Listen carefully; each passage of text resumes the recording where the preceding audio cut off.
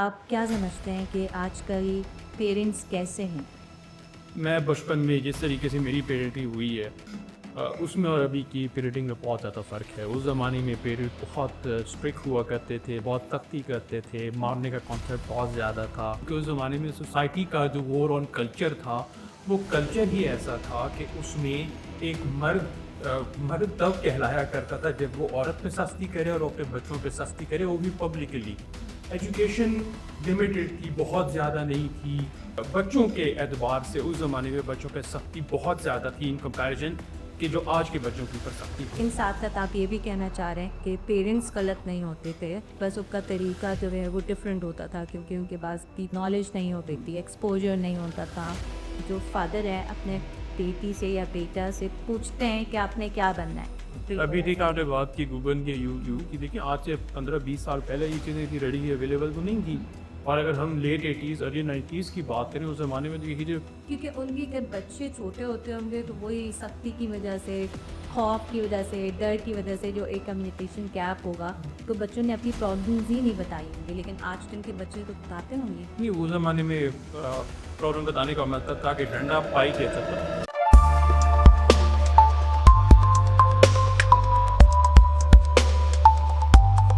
अस्सलाम वालेकुम, welcome to my YouTube channel Saina vlogs. आज हम पेरेंटिंग के बारे में डिस्कस करेंगे कि आजकल के पेरेंट्स अपने बच्चों के साथ किस तरह से बिहेव करते हैं और पुराने ज़माने में पेरेंट्स अपने बच्चों के साथ किस तरह बिहेव करते थे। तो बताएं कि आप क्या समझते हैं कि आजकल पेरेंट्स कैसे हैं? आज की पेरेंट्स तो बहुत सही है, बहुत अच्छी, क्योंकि मैं खुद भी पेरेंट हूँ, फादर हूँ, तो मुझे इस बात का अंदाज़ा है। मैं बचपन में जिस तरीके से मेरी पेरेंटिंग हुई है उसमें और अभी की पेरेंटिंग में बहुत ज़्यादा फ़र्क है। उस ज़माने में पेरेंट बहुत स्ट्रिक्ट हुआ करते थे, बहुत सख्ती करते थे, मारने का कॉन्सेप्ट बहुत ज़्यादा था। मैं ये मेजॉरिटी की बात करूँ, डेफिनेटली इसमें कुछ ऐसे भी हुए जो नहीं, जिन्होंने किसी बेस की, लेकिन ज़्यादातर लोगों ने भी बेस की, क्योंकि उस ज़माने में सोसाइटी का जो ओवरऑल कल्चर था, वो कल्चर ही ऐसा था कि उसमें एक मर्द तब कहलाया करता था जब वो औरत पे सख्ती करे और अपने बच्चों पे सख्ती करे, वो भी पब्लिकली।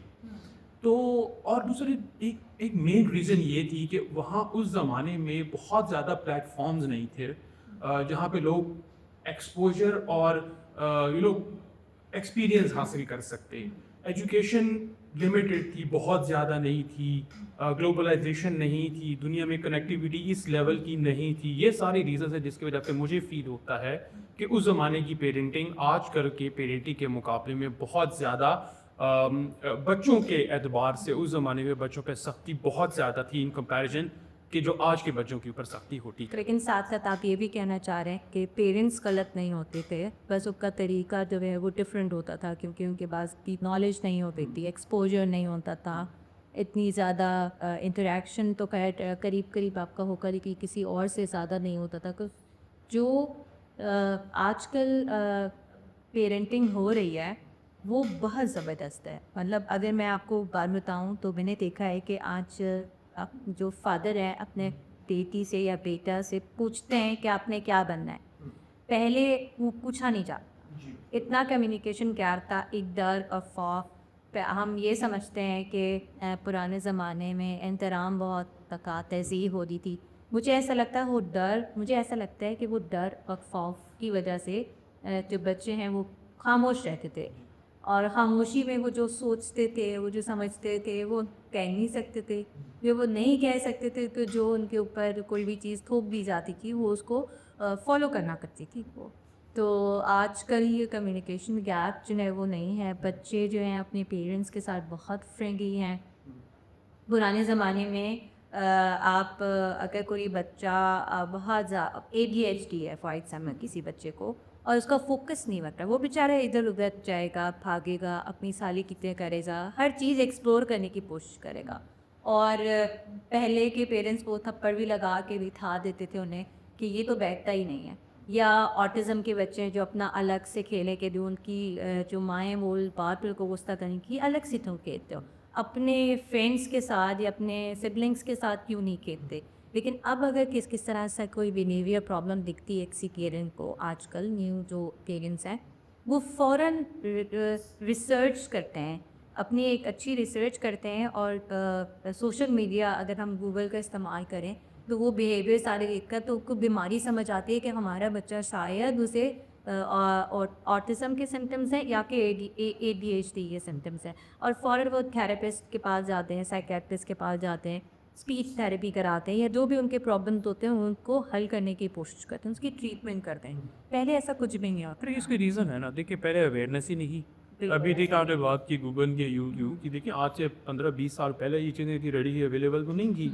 और अगर हम लेट 80s अर्ली 90s की बात करें उस ज़माने में, तो ये जो ही नहीं है बस ऐसा। इस वजह से जब उनको ज़हनी की सही सेहत ख़राब लगी तो वो उसको किस चीज़ के अंदर कनेक्ट कर देते थे कि या तो उनकी कमज़ोरी है या फिर जो है वो जिन्नात है। जन्नात है। देखिए आम उस ज़माने में एक आम बात होती थी कि अगर किसी बंदे की कोई बात समझ नहीं आ रही है आपको, वो कोई अजीब सी हरकत कर रहा है जो आजकल के दौर के हिसाब से मेंटल इलनेस है, तो उस ज़माने में फिर इसको जिन्न है, इसके ऊपर चुड़ैल है, इसके ऊपर आसेब है, इसमें काला जादू हो गया है। ठीक है, इस तरह करके उस बच्चे के इलाज से होता नहीं था, उसको मार मार के या उस पर सख्ती करके उसको सत्यानाश कर दिया करते थे। बिल्कुल ऐसा ही है, लेकिन आजकल हम ये चीज़ें बहुत अवेयरनेस है और अगर नहीं भी है तो जैसे मैंने कुछ ग्रैंड पेरेंट्स को देखा है कि उन्होंने जब अपनी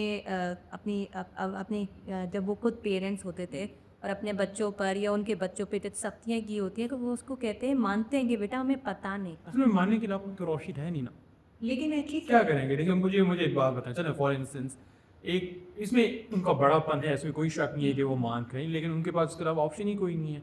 लास्ट लाइफ या लास्ट स्टेज है लाइफ की, बहुत ज़्यादा डिपेंडेंसी हो चुकी है बच्चों के ऊपर, तो लाजमी सी बात है कि वो उस बात को एडमिट करेंगे, एग्री करेंगे। और दूसरी एक और रीज़न ये है कि वो एग्री इसलिए भी करते हैं क्योंकि उनके पास सोचने का टाइम ज़्यादा है, वो इंट्रोस्पेक्शन और रेट्रोस्पेक्शन अपना कर रहे हैं, अपने गिरेबान में भी झांक रहे हैं, क्योंकि उनके पास ऐसा लेटने के अलावा या आराम करने के अलावा कोई और काम नहीं है।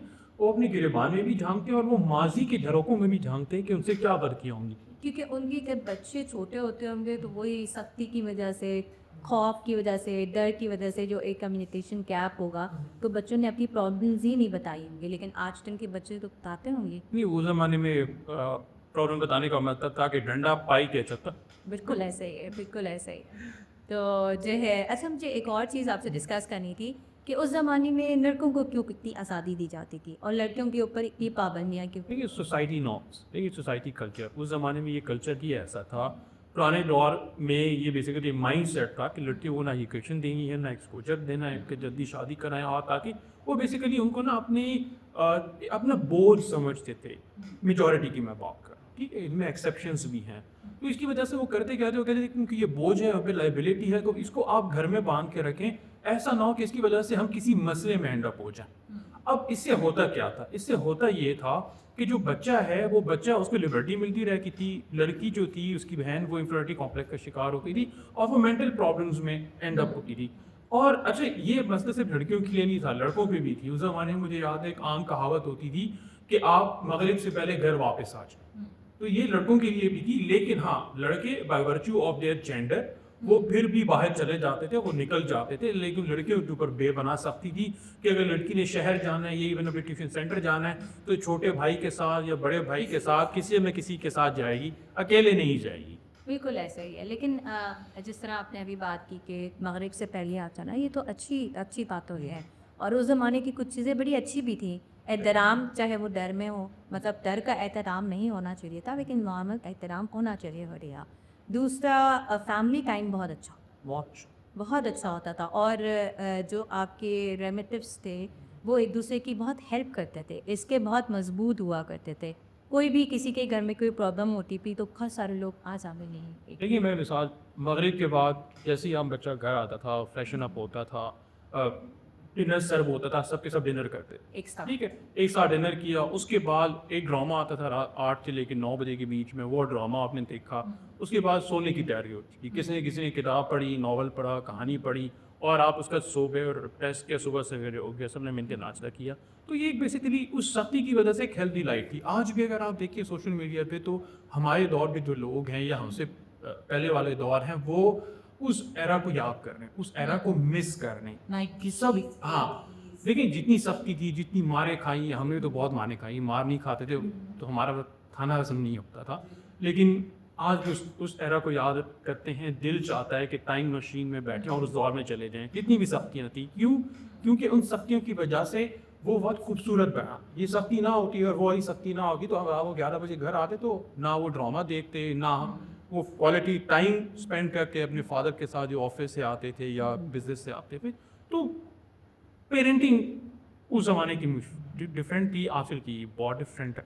और आजकल हमारी बातों से ये भी एक चीज़ है कि हर दौर में जनरेशन गैप तो है। बहुत पहले तो उस चीज़ को एक्सपेक्ट ही नहीं किया जाता था, हर चीज़ इम्पोज कर ली जाती थी, आप करनी ही करनी।